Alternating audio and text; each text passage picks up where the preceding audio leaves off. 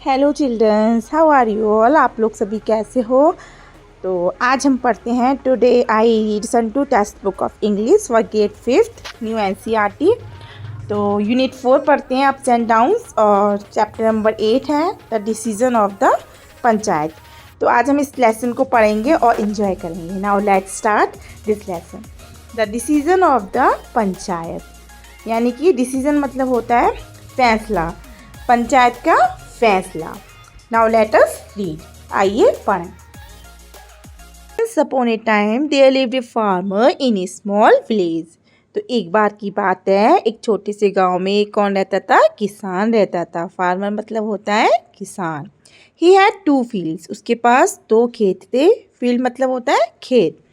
He used to work very hard। और वह बहुत मेहनत करता था। किसान जो था वो बहुत मेहनत करता था। When he prospered, he bought another field। जब वह अमीर हो गया, prospered मतलब अमीर होना, जब वह अमीर हो गया तो उसने एक और खेत खरीद लिया। There was a well next to it। उसके बगल में एक कुआं था। well मतलब कुआं। Since the farmer needed a source of water for his fields, he bought the well from his neighbor। क्योंकि किसान को अपने खेतों के लिए पानी की ज़रूरत थी, नीड मतलब ज़रूरत, पानी की ज़रूरत थी, इसलिए उसने अपने पड़ोसी से क्या खरीद लिया? कुआं खरीद लिया, well. From his neighbour, neighbour मतलब होता है पड़ोसी। नेक्स्ट है the neighbour was a cunning man. जो उसका जो पड़ोसी था वो बहुत चालाक था, मतलब कनिंग मतलब चालाक, उसमें चालाकियाँ थीं। He thought of a plan to cheat the farmer. उसने क्या सोचा?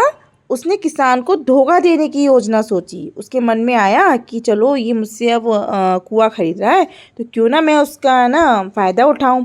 तो उसने क्या किया? उसने एक योजना बनाई उसको धोखा देने की, किसान को धोखा देने की। The next day when the farmer reached the well he found the neighbour standing there. अगले दिन, नेक्स्ट डे मतलब अगले दिन, जब किसान कुएं पर पहुंचा, रीच्ड मतलब पहुंचना, जब जो किसान था जब वो कुएं पे पहुंचा तो उसने पड़ोसियों को वहाँ खड़ा पाया। He found the neighbour standing there. Standing मतलब खड़ा हुआ। He refuse to let the farmer take water from the well. उसने किसान को कुएं से पानी लेने से मना कर दिया। रिफ्यूज मतलब मना कर दिया। On asking why he replied I sold only the well to you not the water.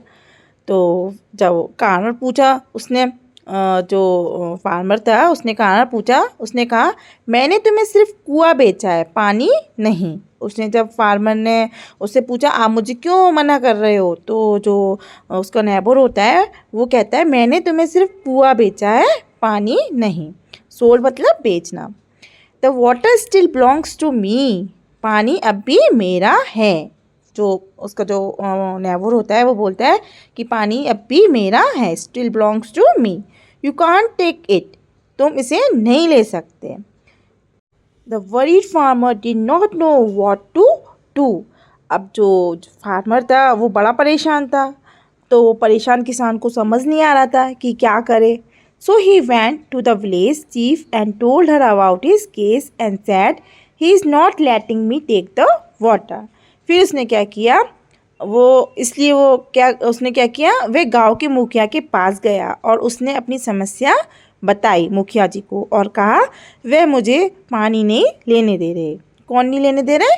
जो नेबर है उसका, जिससे उसने बैल खरीदा था, मतलब जो कुआं खरीदा था, वो उसको कुएं में से पानी नहीं लेने दे रहे। तो उसने किसको बोला?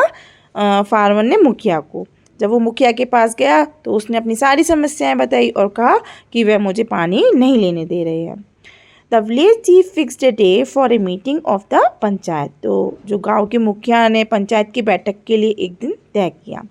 फिर the day came and the members of the panchayat gather under the banyan tree in the centre of the village. तो दिन आया और पंचायत के सदस्य गांव के बीचों बीच बरगद के जो पेड़ था, यानी कि जो बानियान ट्री है, बरगद का पेड़ बोलते हैं उसको, उसके नीचे इकट्ठा हुए, यानी कि गैदर मतलब इकट्ठा होना। तो जितने भी पंचायत के जो सदस्य थे वो गांव के बीचों बीच जो एक बानियान ट्री था उसके नीचे इकट्ठा हुए। फिर क्या है? जो both the farmers and his neighbour were summoned. किसान और उसके पड़ोसी दोनों को बुलाया गया। Most of the villagers were present, और ज़्यादातर गांव वाले वहाँ मौजूद थे। फिर नेक्स्ट है the farmer explain the situation to gathering. किसान ने सभा को सारी बात समझाई, जो जो सिचुएशन हुई थी उसके साथ उसने सारी बात उसको बताई। ग्राम सभा में जितने भी लोग थे उनको बताई जो इकट्ठे हुए थे। The chief asked the neighbour why he was not letting the farmer draw water from the well. मुखिया ने पड़ोसी से पूछा कि वे किसान को कुएं से पानी क्यों नहीं भरने दे रहा है। The cunning man said the same thing again. I showed only the well to him, not the water in it. तो जो आदमी था, जो चालाक जो आदमी था, उसने फिर वही बात दोहराई, मैंने उसे सिर्फ कुआं बेचा है, उसका पानी नहीं। The water still belongs to me. पानी अब भी मेरा है। So he can't take my water. इसलिए वह मेरा पानी नहीं ले सकता।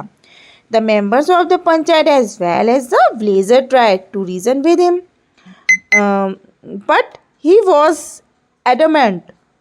पंचायत के सदस्यों और गांव वालों ने उसे समझाने की कोशिश की, लेकिन वह अपनी बात पर अड़ा रहा।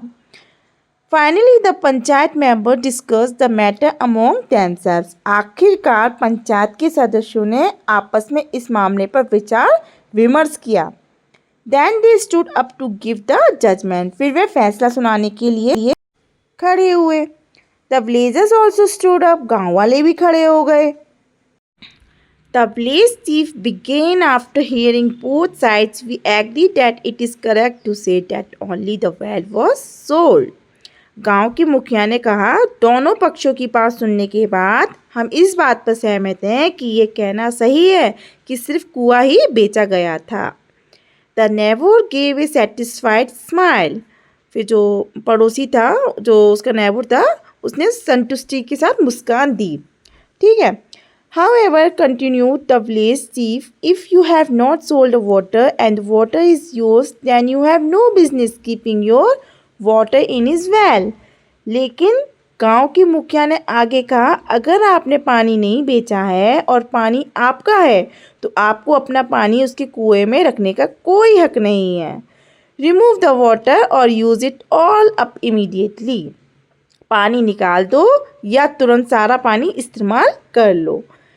If not the water will belong to the owner of the well. अगर नहीं तो पानी कुएं को मालिक का हो जाएगा, अगर नहीं हुआ तो मालिक का पानी हो जाएगा ये।